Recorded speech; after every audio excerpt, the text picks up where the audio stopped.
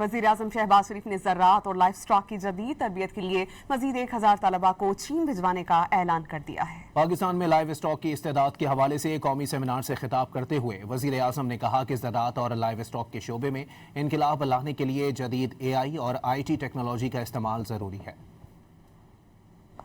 1000 बच्चे और बच्चियों को चीन फॉर रिफ्रेशर कोर्स के लिए भिजवाया था।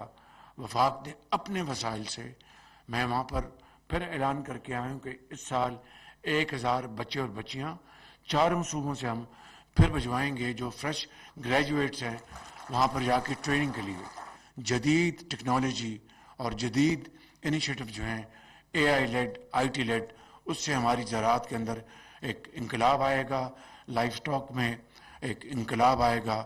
वज़ीर-ए-आज़म शहबाज शरीफ ने ज़राअत और लाइफ स्टॉक की जदीद तरबियत के लिए मज़ीद 1000 तलबा को चीन भिजवाने का ऐलान कर दिया है। पाकिस्तान में लाइव स्टॉक की इस्तेदाद के हवाले से कौमी सेमिनार से खिताब करते हुए वज़ीर-ए-आज़म ने कहा कि ज़राअत और लाइव स्टॉक के शोबे में इनकलाब लाने के लिए जदीद AI और IT टेक्नोलॉजी का इस्तेमाल ज़रूरी है। 1000 बच्चे और बच्चियों को चीन फॉर रिफ्रेशर कोर्स के लिए भिजवाया था।